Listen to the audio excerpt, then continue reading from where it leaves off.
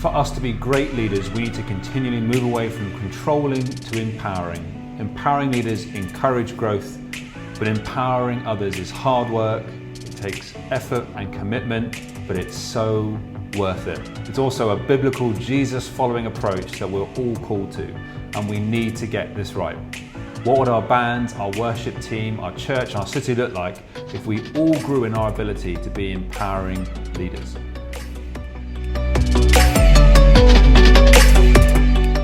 Okay, we're on to the second session on empowering behaviour. We've looked at asking more than we answer. We've looked at listening more than we speak. And the third one we're going to look at is encourage more than we criticise. People need encouragement. We live in a very critical world that is full of judgment and opinion. And so it's really important that, particularly in a church context, we learn how to encourage people, encourage the socks off them. What I'm not talking about is false praise. Don't lie to people, but find genuine things to encourage people in. So we can encourage them on all sorts of things. Encourage people on their effort. Encourage people on their intent. What do they intend to do? What do they try and do? Encourage people on their participation and presence. Thanks for coming. It's great to be with you. It's so good that you're here.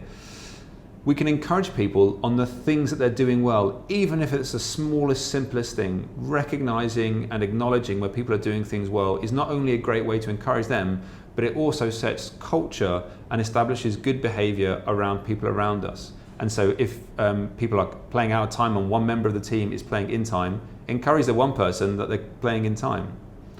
But of course, the statement is encourage more than we criticize. That doesn't mean that we never criticize.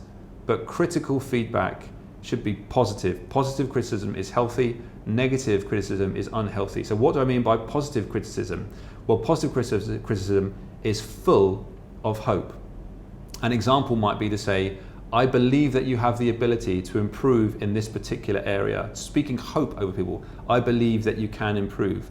Or you could say something like, next time I think you could focus on X, Y, and Z to be even better. And so we're giving specifics and we're calling people to focus on things in hope. If you are giving criticism to people, positive criticism, evaluating people where people can grow, or identifying a weakness, it needs to be at the right time, the right tone, in the right place. And so I think it'd be really helpful for us to look at how we give effective feedback, and maybe we'll do some training in the future for that as well. Encouragement builds confidence in people and allows people to experience mistakes in safe settings, creating learning opportunities, building bravery through experience to test and try things out. We encourage people, we build trust, and we build relationship together. So that's the third way of doing empowering behavior is encourage more than we criticize. The next one, the fourth empowering behavior, is that we should be suggesting more than we instruct. In fact, I just gave an instruction then. I suggest that you suggest more than you instruct. Offer people suggestions or invite people to generate suggestions. And what that does is it allows them to evaluate and process the different options. We teach them how to think and evaluate when we give suggestions. When we give an instruction, we tell people how to do a certain response to a certain situation.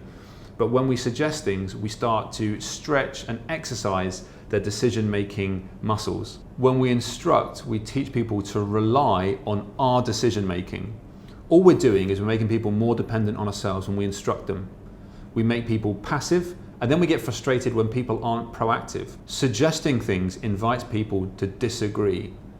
Instructing shuts down dialogue. We want to allow people to disagree and bring their own opinions. A great way to suggest something is to share your experiences, your perspectives, as opposed to making statements. So an empowering behavior would be suggest more than you instruct. Empowering behavior number 5, and this will be the end of the last of the list, is to explain more than you command. And this is quite similar to the last one, but it builds on the idea. We want to explain more than we command.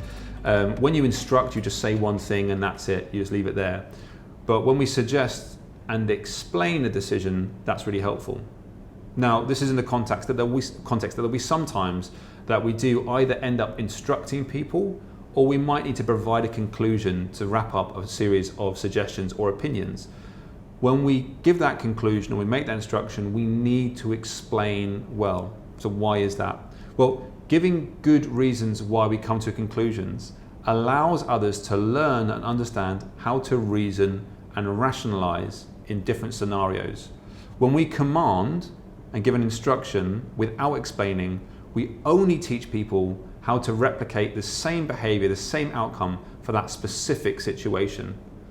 But when we explain our reasoning and rationale, it teaches people how to apply those principles to many different situations.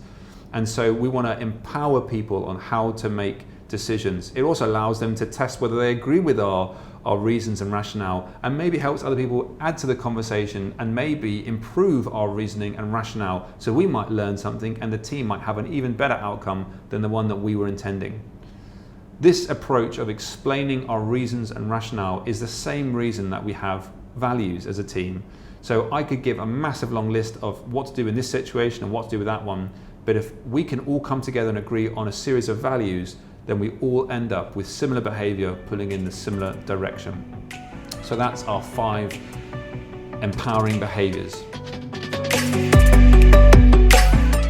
So in summary, for us to be great leaders, we need to continually move away from controlling to empowering behaviors. Empowering leaders encourage growth, and that's what we're trying to do as a team. But empowering others is hard work and it requires effort and commitment, but it's so worth it. It's a biblical, Jesus-centered model for leadership that we're all called to, and we need to get this right.